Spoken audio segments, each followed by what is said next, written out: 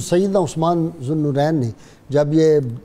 جو تھے وہ کیا سبائی انہوں نے بہت زیادہ ہنگامہ کیا ہوا تھا، تو آپ نے ایک ارشاد فرمایا،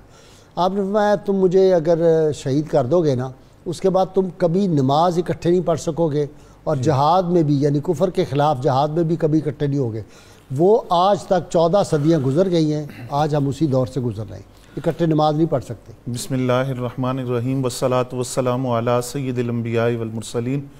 غازی صاحب یہ حقیقت ہے کہ حضرت فاروق اعظم رضی اللہ تعالیٰ عنہ کی جو شہادت تھی اس کے بعد فتنوں کے دروازے کھلے، اسی لیے فرمایا گیا کہ عمر کی موت پر اسلام بھی روئے گا، اور یہ بھی فرمایا گیا کہ عمر کی موت سے اسلام کا جو قلعہ ہے اس میں دراڑیں پڑ جائیں گی۔ وہ پھر حضرت عثمان غنی رضی اللہ تعالیٰ عنہ کے دور میں دیکھا گیا کہ فتنہ سبا جو تھا، عبداللہ ابن سبا اینڈ کمپنی جو تھی، وہ ساری ان کے فتنوں کو دیکھا گیا۔ حضرت عثمان غنی رضی اللہ تعالیٰ عنہ اب یہ جو صحابہ کے مزارات کی توہین ہوتی ہے نا، یہ وہی سبائی فکر ہے۔ یہ بالکل وہی، یہ ساری صحابہ کرام کو گالیاں دینا سبائی فکر ہے، یہ اسی فکر کا تسلسل ہے، یہ اس کی مانوی اولاد ہے عبداللہ بن سبا کی۔ جی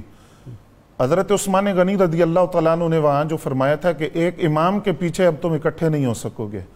اور پھر وہاں جو بات آپ نے ان سے سبائیوں سے کہی تھی وہ یہ تھی کہ مجھے جانتے ہو میں کون ہوں؟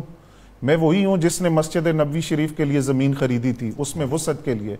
اور جب مسلمان مدینہ طیبہ آئے تھے تو ان کے لیے میٹھے پانی کا کوئی کنواں نہیں تھا، بئر روما میں نے خریدا تھا، اور بڑا مہنگا پانی دیتا تھا وہ یہودی جو تھا، وہ اتنا مہنگا پانی دیتا تھا عام آدمی کی ریچ میں نہیں خرید نہیں سکتے تھے۔ تو وہاں آپ نے وہ اپنے احسانات، اور پھر آپ نے فرمایا میں وہ ہوں جس نے زمانہ جاہلیت میں بھی کبھی میں کسی گناہ کے قریب نہیں گیا، زمانہ جاہلیت میں بھی دامن پر کوئی گناہ کا دبا نہیں تھا، کوئی جاہلیت کی رسموں کا کوئی دبا آپ کے دامن پر نہیں تھا۔ پھر حضرت عثمان غنی رضی اللہ تعالیٰ عنہ نے جب اپنے ان مقامات کو، احسانات کو گنوایا، ہجرت کا، جی ہجرت کا، دیکھیے اسی بنیاد پر سیرت نگاروں نے لکھا کہ آپ ذو النورین تو ہیں ہی، ذو البشارتین بھی ہیں اور ذو الہجرتین بھی ہیں،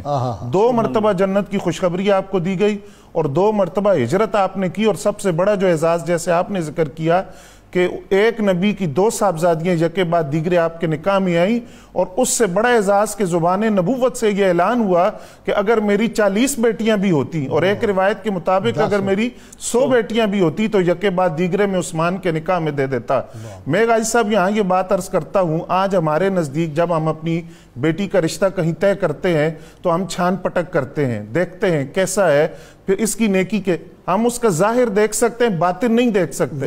جن کو حضور صلی اللہ علیہ وسلم نے 2 بیٹیاں عطا کی ہیں اور حضور ظاہر بھی جانتے ہیں اور باطن بھی جانتے ہیں، یہ حضور جانتے تھے کہ عثمان غنی پوری امت کا ظاہر بھی جانتے ہیں، باطن بھی جانتے ہیں، آج بھی جانتے ہیں، قیامت تک جانتے ہیں۔ بالکل ایسے ہی ہے جی۔ تو حضور صلی اللہ علیہ وسلم جانتے تھے کہ عثمان غنی رضی اللہ تعالیٰ عنہ کا ظاہر کیسا ہے، باطن کیسا ہے، اس بنیاد پر حضور صلی اللہ علیہ وسلم نے یہ جملے ارشاد فرمائے۔ پھر آپ دیکھیے آگے اولاد جو اللہ تعالیٰ نے عطا کی، حضرت ابان بن عثمان رضی اللہ تعالیٰ عنہ، یہ وہ شخصیت ہے جیسا کہ آپ نے فرمایا کہ مغازی کے حوالے سے سب سے پہلی جو تالیف ہے وہ ان کی ہے۔ اسی بنیاد پر بات سیرت نگارت نے کہا امام المؤلفین فی السیرہ، کہ جو سیرت کے والے سے مؤلفین ہیں ان کے یہ امام کہلاتے ہیں، اور یہ جو بات ہے یہ بڑی قابل توجہ بات ہے، یعنی یہ کوئی عام بات نہیں ہے، یہ اس لیے قابل توجہ ہے کہ جو آج اورینٹیلسٹ ہیں، مستشرقین، وہ یہ کہتے ہیں کہ سیرت ہو یا حدیث ہو یہ تو بہت بعد جا کر مدون ہوئی، اس حوالے سے یہ بات بڑی اہم ہے، اور یہ بات بھی امام بن منبہ کی سب سے پہلی جو حدیث کی کتاب ہے، یہ تو ایسے ہی ایک الزام ہے اسلام پہ، اور ڈاکٹر محمد حمید اللہ کو اللہ قبر کر جنت دے، انہوں نے یہ سب سے پہلے جو تھی وہ اس کا نسخہ لا کے اور وہ پیش کر دیا، فرانس میں بھی، جرمنی میں بھی، وہاں کی لائبریریوں سے۔ جی اچھا، دوسری بات جو آپ نے ارشاد فرمایا حدیث کے والے سے، جو آپ کی مختلف روایات ہیں، بخاری شریف میں بھی ہیں، مسلم میں بھی ہیں، ترمذی میں، سنن ابن ماجہ میں، ابو داؤد میں تکرار، یہ ایک روایت تو آپ نے فرمایا، ایک روایت آپ کی ہے حالت احرام کے والے سے کہ جب کوئی بندہ حالت احرام میں ہو تو نہ وہ اپنا نکاح کر سکتا ہے نہ کسی دوسرے کا نکاح کروا سکتا ہے، اسی طرح ایک پڑھا بھی نہیں سکتا۔ دوسری روایت آپ کی یہ ہے اپنے والد سے، حضرت عثمان غنی رضی اللہ تعالیٰ عنہ سے، کہ جس نے رات عشاء کی نماز جماعت کے ساتھ پڑھی اور پھر صبح فجر میں حاضر ہوا تو گویا اس نے ساری رات اللہ کے حضور بیدار رہ کر گزاری ہے۔ اچھا، اس حدیث میں جو آپ نے فرمائی، اس میں ایک بڑی قابل توجہ نقطہ یہ ہے کہ جب آپ نے یہ حدیث بیان کی، یہ جو بسم اللہ الذی، بسم اللہ الذی لا یضر مع اسمہ شیء فی الارض ولا فی السماء وہو السمیع العلیم، جب آپ نے فرمایا کہ جب کوئی بندہ یہ پڑھ لیتا ہے تو اس کو کوئی نقصان نہیں پہنچے گا، جب آپ نے یہ حدیث بیان کی، آپ کو چونکہ فالج ہوا تھا عمر کے آخری حصے میں،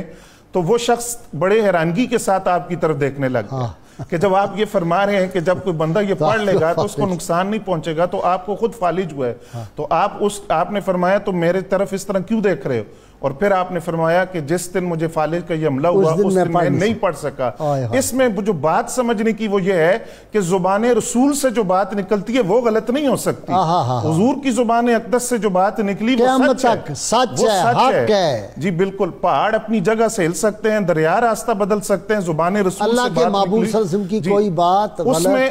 غلطی کا جی تصور بھی نہیں کیا جا سکتا، تصور بھی نہیں ہے۔ خیال و فکر و نظر کے دعوے حد تعین سے بڑھ نہ پائے، مگر نہ چھو سکے ان بلندیوں کو جہاں مقام محمدی صلی اللہ علیہ وسلم۔ اچھا، یہاں ایک بات اور آپ کی گفتگو میں مجھے یاد آ گئی کہ سیدنا عثمان کی شان دیکھیں، رسول اللہ صلی اللہ علیہ وسلم نے عشاء کی نماز آپ نے ادا فرمائی، عشاء سے لے کر صبح فجر کے طلوع فجر تک آپ ایک دن سیدنا عثمان اکیلے کے لیے دعا کرتے ہیں۔ اللہ، ایک لمحہ حضور صلی اللہ علیہ وسلم کی زبان اقدس پہ کسی کا نام آ جانا یا ایک دعائی جملہ، ساری دنیا کی باتیں ایک طرف وہ ایک طرف، کہاں عشاء سے لے کر صبح تک ایک ہی آدمی کی، یا اللہ میں اس سے راضی ہوں تو بھی راضی ہو جا۔ سبحان اللہ، کیا شان ہے جی۔ جی تو حضرت ابان بن عثمان رضی اللہ تعالیٰ عنہ نے یہ بات جو تھی اس سے یہ ایک درس ہمیں ملا۔ مغازی کے حوالے سے غائصہ میں یہ بات عرض کرنا چاہتا ہوں، حضرت ابان بن عثمان کی خاصیت یہ بھی ہے کہ انہوں نے صرف حضور صلی اللہ علیہ وسلم کے جو وہ غزوات کے جو اہم واقعات تھے ان کو صرف جمع نہیں کیا، بلکہ یہ طلباء کو درسن اور سبقن پڑھائی بھی ہیں، سیرت کا درس بھی دیا اور طلباء کو اس کی املا بھی کروائی۔ جب ہم صحابہ کرام رضوان اللہ تعالیٰ علیہ مجمعین کے دور کی طرف دیکھتے ہیں تو حضرت عبداللہ ابن عباس ترجمان القرآن، آپ کے حوالے سے یہ بات موجود ہے، آپ تفسیر کا درس بھی دیتے تھے، حدیث کا درس بھی، علم ادب عربی کا درس بھی، اس کے ساتھ باقاعدہ سیرت آپ طلباء کو پڑھاتے تھے۔